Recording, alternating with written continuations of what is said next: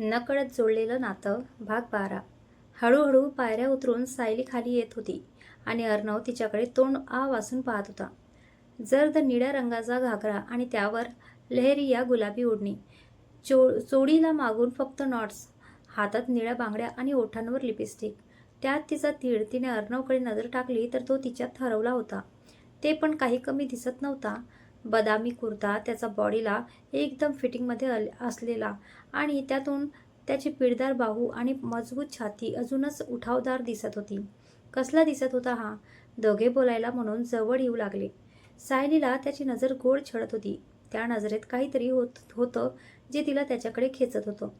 ती त्याच्याकडे पोहोचणार इतक्यात सायलीला अमृताने आवाज दिला आणि इतर बायकांबरोबर घेऊन गेली. अर्णव तिथेच चरफडला. तो फक्त चान्स शोधत होता की कधी ती त्याला एकटी सापडते. विजय सिंग त्याच्याशी बोलत होते, पण त्याचं लक्ष आता तिच्याचकडे होतं. विजय सिंगने त्याची ओळख घरच्या बाकी मंडळीशी करून दिली. विजय सिंगना 2 बहिणी आणि 1 भाऊ, प्रेरणा आणि रेवा. आज प्रेरणाची एंगेजमेंट होती आणि रेवा घरात सगळ्यात लहान होती. विजय सिंगने रेवाची ओळख अर्णवशी केली. तसं ती अर्णवला बघून त्यावर चांगलीच भाळली. अर्थात तिने त्याच्याकडे पाहणाऱ्या मुलींची काहीच कमी नव्हती. अर्णव होताच तसा उंचपुरा आणि एकदम कमाल कमावलेली शरीरयष्टी. त्यात तो कुर्ता घालून तो एखाद्या राजकुमारपेक्षा कमी दिसत नव्हता. आता रेवा पण स्वतःहून त्याच्याशी लगट करून पाहत होती. तोही थोडा वैतागला, पण कुंवरसाची बहीण म्हणून उसनं हसू ओठांवर आणत होता. ती त्याच्या पिच्छाच सोडेना. तो पण वैतागला होता. शिवाय समोर त्याची सायली पाहून त्याला तिच्या जवळ जाण्याचा मोह पण आवरत नव्हता. इकडे सायलीला पण त्याच्याशी बोलायची ओढ लागली होती, पण ती पण सगळ्यांची ओळख करण्यात लागली होती. शेवटी जेव्हा अमृता आणि प्रेरणा स्टेजवर गेल्या, कशीबशी करून ती बायकांच्या घोळक्यातून सुटली आणि त्याला शोधत येऊ लागली. आज तिला त्याच्या डोळ्यात तिच्यासाठी काहीतरी नक्कीच जाणवलं होतं आणि ती नजर फक्त मैत्रिणीची नक्कीच नव्हती. पण रेवा अर्णवला एक क्षण एकटं सोडत नव्हती. त्याने जवळ यावं म्हणून तिने उगाच पाय मुरडण्याचं नाटक केलं. अर्णवने ही माणुसकीचा नात्याने तिला आधार दिला, पण ही महामाया तर गळ्यातच पडली. तिने त्याला चालताही येत नसल्याचं सांगितलं. मग नाईलाजाने त्याने तिला उचलून घेतलं. पुढे जाऊन एक चेअरवर बसवलं. ती दुखल्याचं नाटक करू लागली. मग त्याने खाली बसून सावकाश तिची सँडल काढली. तो उठला आणि कोणाला तरी बोलावून आणतो म्हणून मागे फिरला. पण पूर्ण वेळ मागे सायली हे सगळं पाहत होती. तिला खूप वाईट वाटत होतं आणि ते तिच्या डोळ्यातून दिसतही होतं. भरलेले डोळे घेऊन ती तशीच पडाली. अर्णवला कळालं की तिला वाईट वाटलंय, पण का ते कळेना. म्हणून तो तिच्या मागे तिला हाक मारत गेला खरा, पण तोपर्यंत तिने जवळची टॅक्सी बोलावून घेतली आणि हॉटेलवर गेली. तो तिला फोन करत होता, पण तिने उचलले नाही. आता अर्णवला काही सुचेना. एक तर वेगळी सिटी, त्यात रात्रीची वेळ आणि ही फोन पण उचलत नव्हती. अशी का वागते ही? काही झालं तर मी स्वतःला कधी माफ नाही करू शकणार. इतके दिवस थोडा शांत वाटणारा त्याचा स्वभाव पुन्हा वर आला. त्याला तिची खूप काळजी वाटत होती. ती पण हॉटेलमध्ये आली आणि स्वतःला बेडवर झोकून दिलं आणि रडू लागली. कोण होती ती आणि तिच्या एवढ्या जवळ जायची काय गरज? म्हणजे मी खरंच फक्त मैत्रीण आहे. तिला खूप वाईट वाटत होतं. दुसऱ्या मुलीला त्याच्या मिठीत पाहून अर्णवने विजय सिंगना जाऊन भेटून सांगितलं की सायलीची तब्येत ठीक नाही आणि तो पण पटकन हॉटेलवर गेला. रागात घुसमत तो तिच्या रूमकडे गेला आणि दार वाजवलं, पण तिने दार उघडलंच नाही. आता तो खूपच चिडला. सायली, आता जर तू दार नाही उघडलं ना, तर माझ्यासारखा वाईट कोणी नाही. तो अशा आवाजात म्हणाला की इतक्या वेळ आत रडत बसलेल्या सायलीला तिथेच कापर भरलं. ती उठून दाराकडे आली. त्यालाही बांगड्यांची किणकिण ऐकू आली. तिने दार उघडलं तसा तो पुढे आला. त्याचे डोळे पाहून ती समजून गेली की हा खूप संतापला आहे, पण तिला वाटलं की ती त्याच्या क्लायंटच्या कार्यक्रमामधून निघून आली म्हणून तो चिडलाय. त्याने चिडून दार लावून घेतलं आणि तिच्याकडे मोर्चा उडवला. मला न सांगता का निघून आलीस? त्याचा आवाज एकदम वेगळा होता, संताप आणि काळजीयुक्त. माझं डोकं दुखत होतं, ती त्याच्याकडे न पाहता म्हणाली. मग एक फोन केला असतास, तो तिच्याकडे सरकत त्याचं आवाजात म्हणाला. लक्षात नाही आलं? आता ती जरा घाबरली. तुला काही झालं असतं तर? तो पुढे बोलू नाही शकला, पण त्याचा आवाज सगळं सांगत होता. तिला हे जाणवलं. पण मग परत त्याच्याजवळ ती मुलगी आठवली. त्याने तुम्हाला काय फरक पडतो? ती कडवटपणे म्हणाली आणि तिच्या डोळ्यातून पुन्हा पाणी येऊ लागलं. इतक्या वेळ स्वतःला खूप रोखून धरलेला तो आता एकदम चिडला. त्याने खसकन तिला जवळ ओढलं आणि बाजूच्या भिंतीवर अक्षरशः आपटलं. तिचे दोन्ही हात त्याच्या 2 हातात धरून भिंतीवर बाजूला धरले. ती आता खूपच घाबरली. फरक पडतो. Dam it, because I love you. तुला काही झालं तर मी सहन नाही करू शकणार, त्याने संतापात कन्फेस केलं. ती एकाएकी रडायची थांबली आणि त्याच्याकडे पाहू लागली. त्याचा राग अजूनही उफाळूनच आलेला होता. तिला विश्वासच बसत नव्हता आत्ता त्याने तिला जे सांगितलं होतं त्यावर. तुला कळतंय का मला काय त्रास होतो ते? जेव्हा तू नसते डोळ्यासमोर. इथे इथे दुखतो. तो तिचा हात सोडून थोडा दूर जात स्वतःच्या हृदयावर हात ठेवून म्हणाला. त्याच्या चेहऱ्यावर त्रास दिसत होता. तिला समजतच नव्हतं काय बोलावं. ती पण पूर्ण शॉकमध्ये होती. तिने आता नजर खाली केली. तो आता फक्त तिच्याकडे पाहत होता. तिला त्याची नजर बेचैन करत होती, म्हणून ती जायला वळली. पण त्याने तिला कमरेत खेचून मिठीत ओढलं. तुला मला काही सांगायचं नाहीये. तो आता थोडा नॉर्मल होत म्हणाला. तिला कळालं त्याला काय अपेक्षित आहे, पण तिला समजेना कसं सांगावं, म्हणून तिने नाही म्हणून फक्त मान डोकावली. खरंच आता ती काहीच बोलली नाही. तिने फक्त मिठी सोडवण्याचा प्रयत्न सुरू ठेवला. तो मात्र तिच्या अशा लाजऱ्या रूपाला डोळ्यात साठवून ठेवत होता. त्याने तिला सोडलं. ठीक आहे, मी जातो रेवाकडेच. तो म्हणाला. तसं नाही, आय लव्ह यू टू. ती एकदम बोलून गेली आणि त्याला त्याच्या कानावर विश्वासच बसेना. ती इतक्या सहज हो म्हणेल हे त्याला अपेक्षित नव्हतं. त्याने चमकून तिच्याकडे पाहिलं आणि ती लाजून एकदम गोरीमोरी झाली. आता त्याला फेस करणं तिला जमेना. ती पटकन वळली आणि त्याच्याकडे पाठ केली. तो सावकाश तिच्या जवळ आला आणि तिच्या पाठीवर बोट फिरवू लागला. तशी ती शहारली, पुढे जाऊ लागली आणि त्याने तिला पुन्हा जवळ ओढलं. त्याच्या स्पर्शाची ऊब तिला अस्वस्थ करत होती. त्याने तिच्या मागून खांद्यावर हनुवटी ठेवली. परत म्हणा. आता त्याने त्याचे ओठ तिच्या खांद्यावर टेकवले आणि तिला स्वर्गावर असा शहारा आला की तिने डोळे मिटून घेतले. अर्णव, ती एवढंच म्हणू शकली. तिच्या तोंडून त्याचं नाव ऐकताच त्याला एकदम चेव आला. त्याने तिला वळवून तिला जवळ घेतलं. तिची मान एका हाताने घट्ट पकडली आणि तिचा चेहरा वर केला. त्या आवेगात तिची ओढणी गळून पडली. तिला त्याचंही भान राहिलं नाही. पुढे काय होणार हे जाणून तिने डोळे गच्च मिटले होते. पण तिचं सर्वात थरथर कापत होतं. हृदय तर अशा स्पीडने धडधडत होतं की तिने त्याच्या कुर्त्या छातीवर दोन्ही हात घट्ट पकडून धरून ठेवला. तिचे थरथरणारे ओठ पाहून त्याला आता स्वतःवर ताबा ठेवणं अशक्य होऊ लागलं. त्याने त्याचे ओठ पण तिच्या ओठांजवळ आणले. तिला काही क्षण काही जाणवलं नाही. तसं तिने डोळे उघडले. तो दूर उभा राहून तिला पाहत होता. तशी ती कमाल लाजली.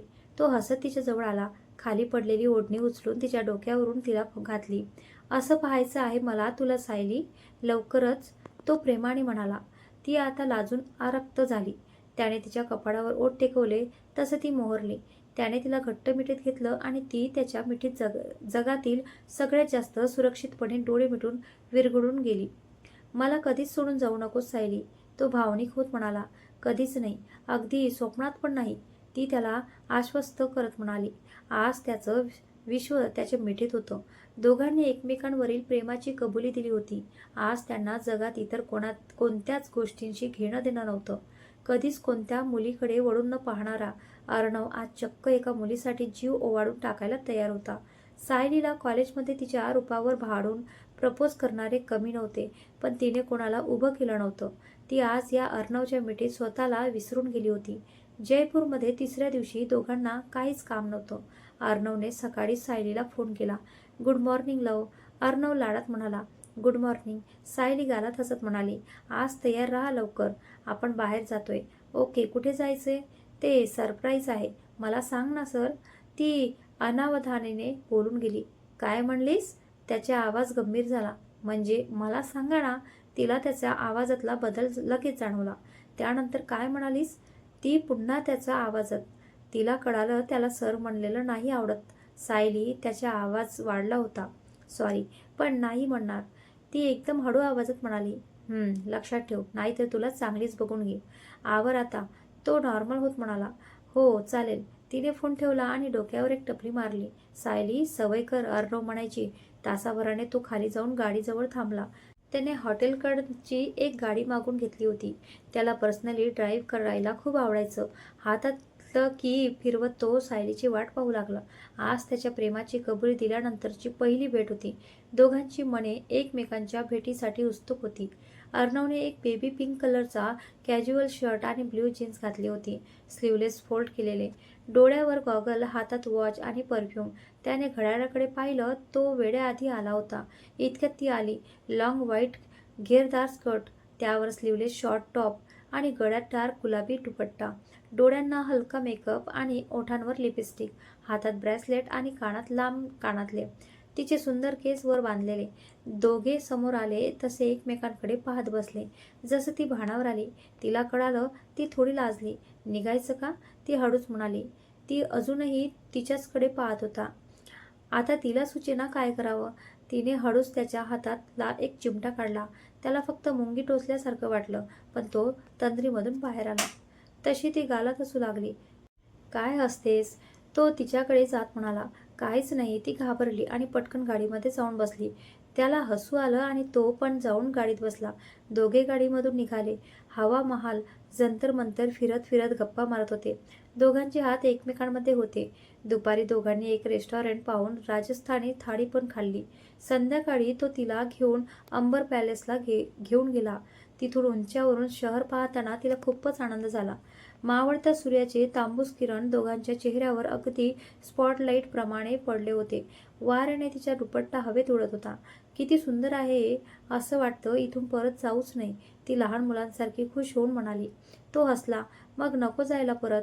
त्याने तिचा हात हातात घेतला आणि तिच्या चेहऱ्या स्वतःकडे वळवला. खाली गुडघ्यावर बसला आणि खिशातून एक सुंदर हिऱ्याची अंगठी काढली. सायली, ही जागा माझ्यासाठी खूप स्पेशल आहे. या ठिकाणीच माझ्या बाबांनी माझ्या आईला लग्नाची मागणी घातली होती. आज तुला इथे घेऊन येताना मला काय आनंद होतोय मी सांगू नाही शकत. पहिल्यांदा जेव्हा मी तुला बस स्टॉपवर पाहिलं तेव्हाच माझ्या मनाने मला कौल दिला होता. पण जशी तू माझ्या आसपास वावरू लागलीस मला कळालं की माणूस प्रेमात स्वतःला विसरतो.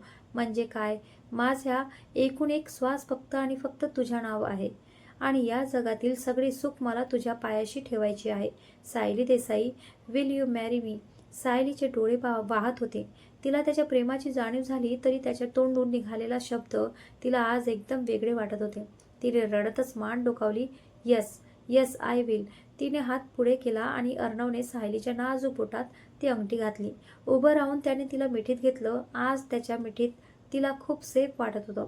हा क्षण इथेच थांबवा आणि ही मिठी अशीच कायम राहावी असं दोघांनाही वाटत होतं. काही क्षणांनी ते बाजूला झाले तसं सायलीने पाहिलं. अर्णवचे डोळे ओले होते. तुम्ही रडताय? तिने एकदम आश्चर्याने म्हटलं. मी नाही, काहीतरी डोळ्यात गेलं. तो सरस खोटं बोलला. अशा कठोर माणसाच्या डोळ्यात पाणी कोणाला सांगितलं असतं तर खरंही नसतं वाटलं. तिला कळालं तो खोटं बोलतोय. काय झालं अर्णव? तिने त्याचा हात हातात घेऊन एकदम प्रेमाने विचारलं. त्याने एक वार तिच्याकडे पाहिलं. तिला हाताला धरून एका कड्यावर जाऊन बसला. मी फक्त 8 वर्षाचा होतो. आई आणि बाबांसोबत आईच्या माहेरी पुण्याला गेलो होतो. दोघेही खूप खुश होते. पण बाबांना कामावरून फोन आला की काहीतरी गडबड झालीये आणि आम्ही रात्रीच तडक निघालो. बाबा ड्राईव्ह करत होते आणि आई शेजारी बसली होती. मी मागे झोपलो होतो आणि घाटात समोरून ट्रक आला आणि बाबांना गाडी कंट्रोल नाही झाली आणि दरीमध्ये पडली. आई बाबा जागेवरच गेले. मी कसा वाचलो हे सगळ्यांनाच आश्चर्य होतं, कारण मला अजिबात जास्त लागलं नव्हतं. पण त्या दिवसापासून मला तो क्षण स्वप्नात दिसू लागला. माझा सांभाळ माझ्या आजी आजोबांनी केला. त्यांनी कधीच मला आईबाबांची कमतरता जाणवू दिली नाही. पण मुलगा गेल्याचं त्यांचं दुःख मी मात्र कमी नाही करू शकलो ग. आजही मी त्यांना आईबाबांचा फोटोकडे पाहून रडताना पाहिलं आहे. सायलीला हे सगळं ऐकून खूप वाईट वाटत होतं. किती दुःख झेलून हे मनात ठेवून आहेत, कधी मोकळं करत नाहीत. किती सहन केलंय. तिने मनाशीच ठरवलं, आजपासून यांना दुःख होईल अशा गोष्टी आजूबाजूला फिरकू पण द्यायच्या नाहीत. तिने हलके त्याच्या डोक्यावरून हात फिरवला. इतकं सगळं मनात ठेवून का राहता? मोकळं करावं माणसाने. ती तिचे अश्रू पुसत म्हणाली. आता तू आहेस ना, तुलाच सांगत जाईन सगळं. तो हसत डोळे पुसत म्हणाला. चालायचं? तिने विचारलं. सायली म्हणाली, काय? I love you. तो तिचे दोन्ही हात धरून म्हणाला. I love you too. ती त्याच्या डोळ्यात पाहत म्हणाली. दोघे तिथून निघाले. जेवण बाहेरच केलं. आता अर्णवचा मूड बऱ्यापैकी चांगला झाला होता. दोघे हॉटेलवर आले. आपल्या रूमकडे गेले. थोड्या वेळाने अचानक सायलीच्या रूममधून किंचाळण्याचा आवाज आला. तसा अर्णव घाबरला. त्याने पटकन बाहेर येऊन तिच्या रूमचा दरवाजा वाजवला. ती अजून पण ओरडत होती. तो खूप पॅनिक झाला. सायली, काय होतंय? प्लीज दार उघड. तो एकदम काकुळतीला येऊन बोलत होता. त्याने ताबडतोब फ्रंट डेस्कला फोन लावून कळवलं. एक जण पळतच की घेऊन आला. व्हॉट द हेल, लवकर उघडा. तो तेवढ्यात पण त्या माणसावर ओरडला. दार उघडला आणि दोघे आत गेले. समोर पाहतोय तर सायली बेडवर उभी राहून ओरडत होती. सायली, काय झालं? तो घाबरून बेडकडे जात म्हणाला. ती ती पाल, ती एका दिशेला बोट करत म्हणाली. त्याने तिकडे पाहिलं तर एक पाल भिंतीवर आलेली. त्याला आता हसू का रडू तेच कळेना. हॉटेलचा आलेला माणूस तर हसूनच लागला. अर्णवने त्याच्याकडे रागाने पाहिलं तसा तो गप्प झाला. त्या माणसाने पुढे येऊन तिला हाकललं आणि बाल्कनीचा दरवाजा लावून घेतला. तो माणूस निघून गेला. सायली गेली ती. त्याने तिच्याकडे पाहिलं. ती अजून पण बेडवरच चढून होती. लूज टी शर्ट आणि खाली शॉर्ट्स, केस बन बांधून चेहऱ्यावर आलेले. अर्णवला तिला असं पाहून बरंच काही वाटू लागलं, पण त्याने कंट्रोल केलं. ती येणार नाही ना परत? तिने घाबरून लहान मुलांसारखं विचारलं. नाही येणार, ये तू खाली, तो हसू आवरत म्हणाला. ती खाली उतरली आणि त्या दिशेला डोळे बारीक करत बघत त्याच्याजवळ आली. तिकडे पाहतच ती चालत आली आणि त्याला धडकली. तो जराही हलला नाही. तिने पटकन त्याच्याकडे पाहिलं. सॉरी, मी ते, मला भीती वाटते पालीची, ते कळालंच मला. तो दोन्ही हात खिशात घालून तिच्याकडे पाहत म्हणाला. त्याने डार्क ब्ल्यू टी शर्ट घातला होता आणि ट्रॅक पॅन्ट. त्यात त्याचे बायसेप एकदम उठून दिसत होते. ती त्याच्याकडे पाहू लागली. त्याला कळालं तो गालात हसला. तिच्याजवळ आला आणि हळूच तिच्या कानात म्हणाला, पाल. तशी ती पुन्हा जोरात किंचाळली आणि त्याला जाऊन बिलगली. त्याने पण तिला घट्ट पकडलं. थँक्स टू पाल, असं म्हणत हसला. तसा तिला कळालं काय झालंय ते. ती लगेच मागे सरकली आणि लाजली. असं कोणी करतं का? ती खाली बघत म्हणाली. तू जवळ येण्यासाठी मी काहीही करू शकतो. तो तिच्याकडे पाहत म्हणाला. तशी ती एकदम गोड लाजली. त्याला तिचं लाजणं पाहून खूप काही वाटून लागलं, पण मनावर ताबा ठेवत तो म्हणाला, मी जाऊ की इथेच थांबू? त्याच्या बोलण्याचा रोख तिला कळाला नाही. नको ना, जा तुम्ही. बघ हां, परत पाल आली तर येणार नाही मी, तो मस्करी करत म्हणाला. मग मीच येईन. ती बोलून गेली आणि मग काय बोलली लक्षात येऊन तिने जीभ चावली. तो हसला आणि त्याच्या रूममध्ये गेला. दोघे रात्री एकमेकांचा विचार करतच उशिरा झोपी गेले. आज ते जयपूरवरून परत आले होते. अर्णवच्या ड्रायव्हरने गाडी एअरपोर्टवर आणली. तिथून त्यांनी आधी सायलीला ड्रॉप केलं आणि मग तो पण घरी गेला. घरी पोहोचताच सायलीने देविकाला मिठी मारली आणि गोल गोल फिरू लागली. आय ॲम सो हॅपी देऊ. तिच्या आनंदाला सीमाच नव्हती. अगं हो हो, काय झालं काय तुला? ती डोकं धरून शांत होत म्हणाली. ही प्रपोजड? मी एकदम आनंदात म्हणाली. काय बोलतेस काय? आता देविका पण जाम खुश झाली. इतक्यात सातू पण आला. सातू म्हणाला, कोण काय बोलतंय? अरे आपल्या सायलीला तिच्या अर्णव मिळाला. त्याने तिला प्रपोज केलं. देविकाने सातूला सांगितलं तसं ती व खुश झाला. काय सांगतेस? बेस्ट, आता करून टाकू लग्न, तो म्हणाला. तशी सायली गोड लाजली. आय हाय, क्या अदा है, देविका चिडवतच म्हणाली. ए गप ना ग, सायली तिला उशीने मारत म्हणाली. अगं हिचं ठीक आहे देऊ, तुझं काय की आयुष्यभर माझ्या डोक्यावर मिरे वाटायला इथेच बसणारे? त्याने देविकाला चिडवत विचारलं. तुला तर मी बघूनच घेते रे, अशी सहजासहजी सोडायची नाही. देविका पण त्याला बोलण्यात ऐकणार नव्हती. तू काय हसतेस? मला सगळं नीट सांग, काय काय झालं ते. देविकाने मोर्चा परत सायलीकडे वळवला. सायलीने सुरुवातीपासून सगळं व्यवस्थित दोघांना सांगितलं. तसं दोघेही तिच्यासाठी खूप खुश झाले. शेवटी आत्ते मामे भावंड असले तरी सख्याप्रमाणे जीव होता त्यांचा एकमेकांवर. खालून मामीने जेवायला बोलावलं तसं तिघे खाली गेले. अर्णव पण घरी आला. त्या आजी आजोबांच्या खोलीमध्येच गेला. त्यांना तर आधीच नाचून पसंत होती, पण तिचा होकार आहे कळताच ते दोघे पण खूप खुश झाले. आता अर्णव आणि सायलीला ऑफिसमध्ये पण वेळ मिळायचा. अर्थात अर्णवला कामाच्या वेळी फक्त काम आवडायचं, पण तिला पाहत काम करायला मिळतंय ही भावना त्याला आतून खुदत वाटायची. दोघे अधूनमधून संध्याकाळी फिरायला जायचे. एक दिवस सायली ऑफिसवरून घरी आली तर समोर आईबाबा आलेले. ती त्यांना पाहून खूप खुश झाली. आईबाबा, तुम्ही अचानक? फोन पण नाही केलात. म्हटलं लाडक्या लेकीला सरप्राईज देऊया. खूप छान सरप्राईज आहे. मी आलेच फ्रेश होऊन, मग बोलू. सायलीवर आवरायला गेली. अहो बोलताय ना तिला? आईने बाबांना विचारलं. अगं हो, जेवण झालं की सांगतो, बाबा आईला म्हणाले. सगळ्यांनी एकत्र जेवण केलं. आई बाबांना ती ऑफिसचं काम कसं चालू आहे वगैरे सांगत होती. जेवण झाल्यावर बाबांनी सायलीला थांबवून घेतलं. बस सायली, थोडं बोलायचं आहे. बोला ना बाबा. सायली, माझा एक मित्र राहतो इथे मुंबईमध्ये. मोठा बिझनेस आहे त्याचा. त्याचा मुलगा आहे. तो तुझ्यासाठी आम्हाला चांगला वाटला. त्यांनी आपल्याला उद्या बोलावलं आहे घरी. तर तू रेडी राहा. बाबांनी एक दमात तिला सांगितलं.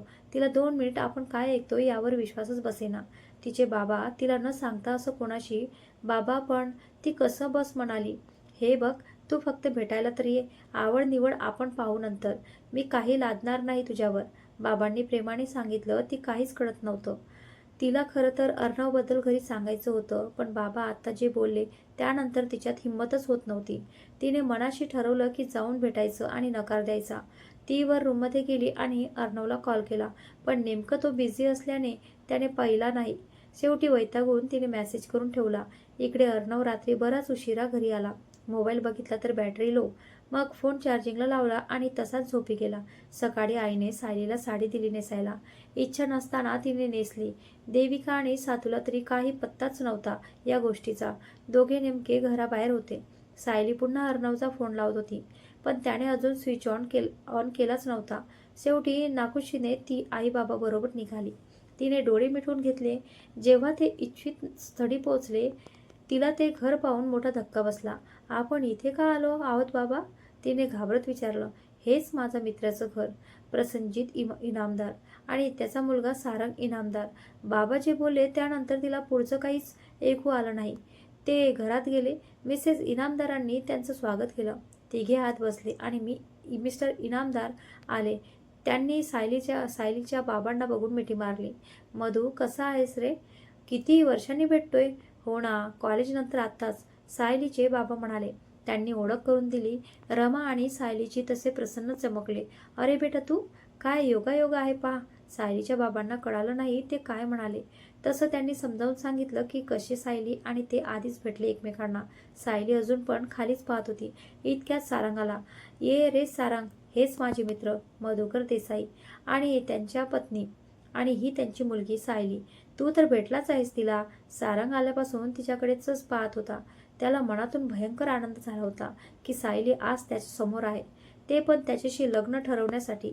तो सायलीच्या आईबाबांशी काही जास्त बोलला नाही, पण सायलीला मात्र त्याला पाहून घाम फुटला होता. तिला गेल्या भेटीचा प्रसंग आठवून धडकी भरली होती. मी काय म्हणतो, आपण मुलांना बोलवायला पाठवू इथे. आपल्याबरोबर ते काय करणार? प्रसन्नजीत म्हणाले. तसं तिला भीती वाटली. सायलीच्या बाबांना पण ते पटलं. चल सायली, सारंग तिच्याकडे जात म्हणाला. तरी ती उठेना. जा ना बेटा, सायलीची आई म्हणाली. तसं तिला पर्याय राहिला नाही. ती सारंग पाठोपाठ वर गेली. त्याच्या रूमकडे तो वळला. तसं तिला आत जायची इच्छा होईना. आत येतेस की खाली सांगू? त्याने अक्षरशः धमकीवसनीच्या सुरात म्हटलं. ती घाबरत आत गेली. आई बाबा इथे असताना का काही करणार नाही इतपत खात्री तिला होती. ती आत आली तसं त्याने दाराला कडी लावली. कडी कशाला लावली? तिने घाबरत त्याला विचारलं. कशाला म्हणजे? आपल्याला एकांतात नको का?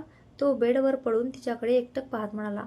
तिने आईची केशरी रंगाची सिन्थेटिकची साडी नेसली होती, ज्यातून तिची गोरी कांती उजळून निघालेली होती. तिचं प्रमाणबद्ध शरीर आणि त्यावर चिटकलेली ती साडी, तो तिला पाहून वेडा झाला होता. त्यात तिला आपल्या रूममध्ये एकटीला भेटून तो तिला रोखून पाहू लागला. संपूर्ण शरीरावर त्याची नजर भिरभिरीत होती. तिला कळालं तसं ती अंग चोरून उभी राहिली. त्याला त्याची भयंकर चिड येत होती, पण आईबाबांचा विचार करून ती शांत राहिली. हे बघा सारंग, मी तुमच्याशी लग्न नाही करू शकत. तिने कसा बसा धीर एकटवला. अगं जाणे मन, लग्न तर तुझं माझ्याशीच होईल आणि आता तर बघ आपले घरचे पण हेच ठरवत आहे. तो तिच्याकडे बघत हसत म्हणाला. प्लीज सारंग, मला नाही करायचंय लग्न. तो कळवळून बोलली. तसा तो बेडवरून उठला आणि तिच्याजवळ आला. तिच्या दोन्ही दंडांना पकडून जवळ ओढलं. तिच्या चेहऱ्यावर आणि ओठांवर नजर फिरवली. का नाही करायचं ग? का तो अर्णव आवडला? तो म्हणाला. सोडा मला सारंग प्लीज. ती त्याच्या हात सोडवण्याचा प्रयत्न करत होती. तिने त्याच्या प्रश्नाचं उत्तर देणे टाळलं होतं. सोडायला हा सारंग हात धरत नसतो. हे बघ, मला तू आवडतेस आणि तुला मी माझी बनवेनच. मग मध्ये जो येईल त्याला खतम करायला मागे पुढे पाहणार नाही. हा सारंग, एकदा का तू माझी झालीस अशी राणी बनवून ठेवेन ग तुला. तो तिच्या ओठांवर अंगठा फिरवत म्हणाला. तिला त्याच्या स्पर्शाने शिसारी आली. डोळ्यातून पाणी वाहू लागलं. इतक्यात दारावर थाप ऐकू आली. त्याने दार उघडलं. नौकर सांगायला आला की त्यांना खाली बोलावलं आहे. ती डोळे पुसत खाली निघाली. सगळे एकमेकांना भेटून शेवटी तिघे घरी जायला निघाले. घरी जाऊन तिने स्वतःला खोलीमध्ये बंद केलं आणि स्वतःला बेडवर झोकून दिलं. इतक्या वेळ आवरून ठेवलेला बांध फुटला आणि ती रडू लागली. आईबाबांनी दार वाजवलं पण तिने उत्तर दिलं नाही. शेवटी ती सावरली तशी तिने दार उघडलं. इतका वेळ तिला अर्णवचा एकही फोन आला नाही. तिने आईबाबांना जाऊन तिचा नकार कळवला, पण आईबाबांना कळेना की हे रडत का होती. बाबा समजूतदार असल्याने त्यांनी मान्य केलं, पण मित्राला कसं सांगावं हा पेच त्यांनाही पटला होता. पण त्यांनी मन खंबीर करून कॉल केला आणि माफी मागून नकार कळवला. इतक्यात तिचा फोन वाजला. अर्णव कॉलिंग.